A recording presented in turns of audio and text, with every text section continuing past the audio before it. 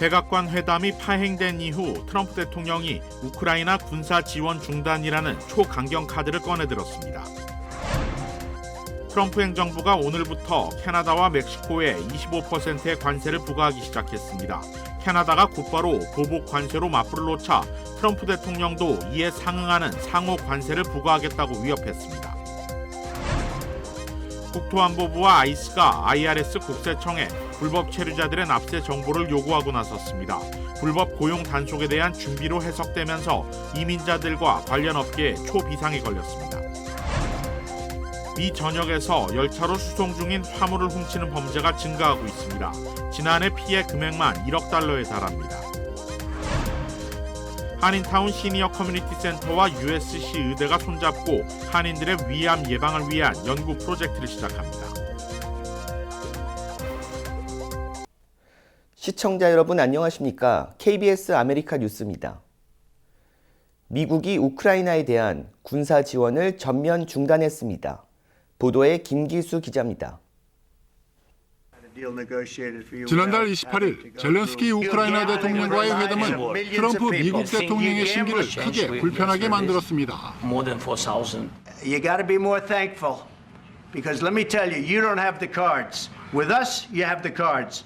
But without us, you don't have any cards. 종전 구상을 둘러싼 논쟁 끝에 트럼프는 군사 원조를 전면 중단한다는 압박 카드를 꺼내들었습니다. 미국 도움 없이 알아서 싸워보라는 얘기입니다. 이번 조치는 우크라이나가 평화를 위한 성실한 약속을 입증할 때까지 유지된다고 했는데 결국 트럼프의 종전 구상을 따르라는 최후 통첩입니다. 트럼프의 결정에 따라 운송 중이거나 제3국에서 우크라이나로 인도를 기다리고 있는 1조 4천여억 원어치 이상의 무기와 탄약 공급이 곧바로 중단됐습니다. 종전 전 한 뼘의 땅이라도 수복하고 싶은 우크라이나에게는 엄청난 타격입니다. Probably it will be very difficult. And of course we will have low chance to survive without support of the United States. 미국의 지원이 없으면 우크라이나가 당장은 유럽의 도움으로 몇 달은 버틸 수 있겠지만 전쟁 수행 능력을 상실할 것이란 분석입니다. 개전 이후 미국은 지난해 말까지 러시아를 타격할 수 있는 에이테크스 미사일 등 약 100조 원가량의 무기를 우크라이나에 지원한 걸로 전해집니다. KBS 뉴스 김기수입니다. 다급해진 우크라이나는 미국에 화해를 청하며 무기 지원에 감사를 표하는 등 갈등 진화에 나섰습니다. 이어서 이화진 기자가 보도합니다. 우크라이나 시각으로 4일 새벽 3시 3분을 기해 모든 미국의 원조 물자 수송이 중단됐습니다. 다급해진 우크라이나가 긴급히 화해를 청했습니다. 젤렌스키 우크라이나 대통령은 백악관에서의 일이 그렇게 진행돼 유감이라면서 이제 바로잡을 때라고 밝혔습니다. 또한 트럼프 대통령의 강력한 리더십 아래 지속적인 평화를 이루기 위해 노력할 준비가 돼 있다면서 러시아와 포로 교환을 비롯해 한 달간 공중과 해상에서의 즉각적인 휴전을 제안했습니다. 단 러시아도 이에 동의해야 한다는 단서를 달았습니다. 그러면서 미국이 우크라이나에 무기를 지원한 데 대해 감사하다고 밝혔는데 앞서 트럼프 대통령과 벤스 부통령이 우크라이나가 제대로 감사하지 않는다고 면박을 준 데 대한 반응이기도 합니다. 우크라이나는 미국과 협력을 지속하겠다는 의지도 보였습니다. Сьогодні Україна абсолютно твердо налаштована продовжити співпрацю з Сполученими Штатами Америки і впевнений, що підтримка від Сполучених Штатів як від світового лідера, одного з найбільших наших партнерів, який нас підтримував протягом 3 років. 한편 유럽은 당장 미국 없는 안보 구상에 나섰습니다. 방위비 증액을 촉진하기 위해 1,000조 원이 넘는 재무장 계획도 공개했습니다. Member states are ready to invest more in their own security if they have the fiscal space. So we must enable them to do so. 유럽은 또한 오는 6일 특별 정상회의를 또다시 열어 우크라이나 안보를 논의하기로 했습니다. 파리에서 KBS 뉴스 이화진입니다. 트럼프 행정부가 오늘부터 인접 국가인 캐나다와 멕시코를 대상으로 25%의 관세를 부과하기 시작했습니다. 물가 상승에 대한 우려도 높아지고 있습니다. 보도에 이우수 기자입니다. 미시간주 디트로이트에 자리한 한 의류업소입니다. 상점이 캐나다 온타리오주와 인접한 탓에 캐나다산 제품 의존도가 높은 편입니다. 오늘부터 캐나다산 제품에 25%의 관세가 부과되기 시작했습니다.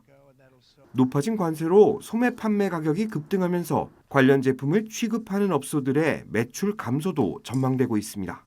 These tariffs will definitely have an impact on our sales. 관세 부과에 따라 앞으로 수입이 중단될 수 있다는 우려도 나오고 있습니다.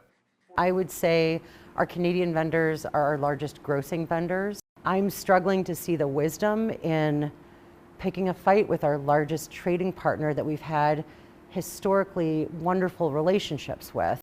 디트로이트시와 다리 하나를 사이에 두고 있는 국경 반대편의 모습도 인상적입니다. 온타리오주 윈저시에 자리한 이 업소는 미국인 방문객들을 대상으로 다양한 기념품을 판매하고 있습니다. Everything we sell is made in Canada. So we have a store full of Canadian-made products from all across the country. We source from all provinces and territories, and all of our books are written by Canadian authors as well. 해당 업주는 업소를 찾는 미국인 방문객들이 줄고 있다며 지금의 현실이 믿겨지지 않는다고 전했습니다.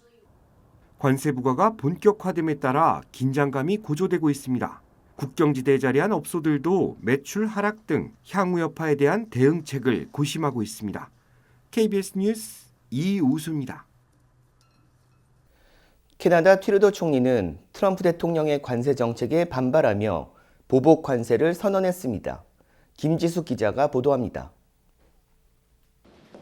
미국의 관세 부과가 시작되자 트루도 캐나다 총리는 즉각 보복 관세를 선언했습니다. Canada will be implementing 25% tariffs against $155 billion worth of American goods. Starting with tariffs on $30 billion worth of goods immediately. 트럼프의 관세는 정당한 근거가 없다면서 세계무역기구 WHO에 제소하고 미국과 맺은 자유무역 협정을 통해서도 이의 제기를 하겠다고 밝혔습니다. 특히 미국의 관세 부과가 계속되면 20일 이후 추가로 125조 원 규모의 보복 관세를 시행하겠다고 예고했습니다. 캐나다가 맞불을 놓자 트럼프 대통령은 상호 관세를 즉각 부과하겠다며 엄포를 놨습니다. 트럼프 대통령은 자신의 소셜미디어에서 트루도 총리를 또 주지사라고 부르며 캐나다가 미국의 보복 관세를 부과하면 미국의 상호 관세는 즉각 같은 수준만큼 인상될 거라고 말했습니다. 실제 트럼프 대통령이 서명한 행정명령에는 캐나다에 보복이 있으면 대통령이 관세의 범위를 늘리거나 확대할 수 있다는 조항이 있습니다. Mr. President, if other countries retaliate, I don't mind. 트럼프 행정부는 현지 시각 4일부터 캐나다와 멕시코에 대한 25% 관세를 발효했고 중국엔 한 달 사이 두 차례 추가 관세를 매겼습니다. 중국은 즉각 보복 조치에 나섰고 멕시코 역시 오는 9일 대응책을 내놓을 방침이어서 트럼프발 글로벌 관세 전쟁은 더 격화될 걸로 보입니다. 물가 상승 등을 이유로 관세 전쟁에 대한 우려가 미국 내에서도 높아지고 있는 가운데 트럼프 대통령은 잠시 뒤 취임 후 첫 국정연설에 나서 국내외 현안에 대한 구상을 밝힐 예정입니다. 워싱턴에서 KBS 뉴스 김지숙입니다. 트럼프 대통령이 목재 생산량을 늘려 캐나다 목재 수입을 줄이고 주택 건설 비용과 목재 비용을 낮추는 방안에 나섰습니다. KBTV 전상희 기자입니다. 이번 행정명령은 덤불 청소와 목재 제거 등 기타 프로젝트들이 환경이나 멸종위기종 보호법 같은 규제 검토로 지연되지 않도록 하고 있습니다. 이는 산불이나 다른 자연재해로 손상된 나무를 제거해 목재의 시장 가치를 회복하기 위한 것입니다. 백악관은 산림 관리 외에도 캐나다와 브라질, 독일로부터 목재 수입에 대한 의존도를 낮추기 위해 국내 목재 공급을 늘려 주택 건설 비용과 목재 비용을 낮추는 계획을 전했습니다. 트럼프 대통령은 산림관리부실에 대해 환경 정책을 오랫동안 비난해 왔습니다. 피터 나바로 백악관 무역제조 담당 수석고문은 형편없는 목재 산림 정책은 산불을 유발하고 어류와 야생동물의 서식지를 훼손시킨다고 지적했습니다. 나바로 수석고문은 목재 수출국이 시장에 목재를 싸게 팔아 발생한 대규모 무역 적자가 미국의 경제 번영과 국가 안보를 희생시키고 건설과 주택 비용을 증가시킨다며 이를 바로잡아야 한다고 언급했습니다. 트럼프 대통령은 또 하워드 러트릭 연방 상무장관에게 목재 수입에 대한 잠재적 관세 부과 정책을 검토하도록 지시했습니다. 이는 트럼프 대통령이 철강과 알루미늄에 관세를 부과하고 반도체와 의약품 등 다른 수입품의 관세를 약속한 이후 나온 조치입니다. KBTV 뉴스 전상입니다. 국토안보부와 이민세관 단속국 ICE가 국세청 IRS에 불법 체류자들의 납세 정보를 요구하고 나서면서 일터 급습과 불법 고용 단속으로 확대하려 하고 있습니다. 국토안보부와 이민세관 단속국 ICE는 불법 노동자 600만 명을 추적해 일터 급습, 불법 고용 단속을 추진하고 있습니다. 워싱턴 포스트에 따르면 국토안보부와 ICE가 최근 국세청 IRS에 불법 체류자로 추정되는 납세자들의 최근 주소와 전화번호, 이메일 주소 등을 넘겨줄 것을 요청했고 IRS 수사 요원들이 대규모 불법 체류자를 고용하고 있는 고용주들을 수사해 줄 것을 요청했다고 보도했습니다. 이에 IRS는 처음 납세자 정보를 제3의 기관에 넘기는 행위는 명백한 불법이라고 지적하며 거절했지만 새로운 IRS 국장 대행으로 취임한 멜라니 클로스 대행은 불법 취업자들을 단속하는 데 적절한 협조 방안을 모색하겠다며 관심을 보였다고 워싱턴 포스트는 전했습니다. 그러나 납세자 정보를 공유하거나 이전시키지 못하도록 한 규정은 매우 엄격해 취업 자격이 없는 외국인이라 해도 납세 정보가 이민세관 단속국에 넘어가지 않을 전망입니다. 그러나 전문가들은 국토안보부와 ICE가 IRS에 요청한 요구는 불법 취업자와 이들 고용주까지 목표로 단속을 확대하려 한다고 분석했습니다. 미 전역에서 열차 화물을 훔치는 범죄가 증가하면서 피해 금액도 늘어나고 있습니다. AP통신에 따르면 지난 1월 13일 강도들이 열차로 수송 중인 나이키 운동화 200만 달러 상당을 훔쳐 달아났습니다. 이들은 애리조나주의 한 외딴 오지 구간 철도에서 열차의 에어브레이크 호스를 잘라 멈추게 한 다음 1,900여 켤레의 운동화를 훔쳐 달아난 것으로 알려졌습니다. 범인들이 훔친 운동화 중 일부는 유통됐는데 운동화 상자 안에 넣어둔 위치 추적기로 해당 운동화를 유통하고 구매한 사람 11명을 구속했습니다. 이 중 10명은 불법 체류 중인 멕시코인이고 다른 1명은 멕시코 국적으로 미국에 이민 신청을 한 상태인 것으로 전해졌습니다. 최근 선로를 바꾸기 위해 느리게 달리고 있는 열차를 노리고 이를 정지시키는 수법의 강도가 늘고 있습니다. 귀중품 화물 절도 강도 사건으로 철도에서 입은 피해액은 지난해에만 1억 달러에 달하는 것으로 알려졌습니다. 특히 지난해 이러한 범행이 40% 급증하면서 전국에서 6만 5천 건 발생했습니다. 보안 관계자들은 절도범들이 창고나 운송회사에서 일하는 직원들로부터 선적물에 대한 정보를 얻고 있는 것으로 파악하고 있습니다. 오늘 낮 LA 한인타운 유가의 한 건물에서 남성이 외벽에 매달리는 등 이상행동을 보여 경찰과 소방대원들이 출동했습니다. 오늘 낮 정오쯤 3535 웨스트 유가에 위치한 건물 외벽에 한 남성이 위태롭게 매달려 있습니다. 경찰과 소방대원들이 출동해 안전하게 구조하려 했지만 남성은 외벽에 매달려 이상행동을 이어갑니다. 건물 밖은 안전을 위해 에어매트가 깔렸고 건물 내에는 구조대원이 배치됐습니다. 남성의 소동은 오후 1시까지 이어져 인근 도로는 극심한 교통체증을 보였습니다. 남성은 소방대원들에 의해 구조돼 병원으로 이송됐습니다. 한인타운 시니어 커뮤니티 센터와 USC가 손잡고 한인들의 위암 예방을 위한 연구 프로젝트를 시작합니다. 첫 프로젝트의 일환으로 오늘 타운홀 미팅이 열렸는데요. 윤범수 기자가 취재했습니다. 미국에서 가장 많이 발생하는 암 질환은 남자의 경우 전립선암입니다. 인구 10만 명당 118명으로 가장 많고 폐암과 대장암, 직장암이 그 다음으로 많습니다. 여성의 경우 유방암이 10만 명당 125.6명으로 가장 많고 폐암과 기관지암, 대장암 순입니다. 한국의 경우 남녀 모두 위암이 압도적으로 많은 것과 비교하면 차이가 있습니다. 위암은 진짜 흔하지가 않습니다. 주변에 한국인 아니신 분 중에 위암 걸리신 분 보시기 쉽지 않으셨을 거예요. 남자는 12위, 여자는 17위. 굉장히 위암 발병률이 낮습니다. 이렇게 위암 발병률이 낮으니까 국가에서 위암에 관한 이제 투자라든지 연구 이런 것들이 굉장히 적습니다. 미국 내에서도 인종별로 암 발병률을 살펴보면 위암은 역시 아시안, 그중에서도 한인이 압도적으로 많습니다.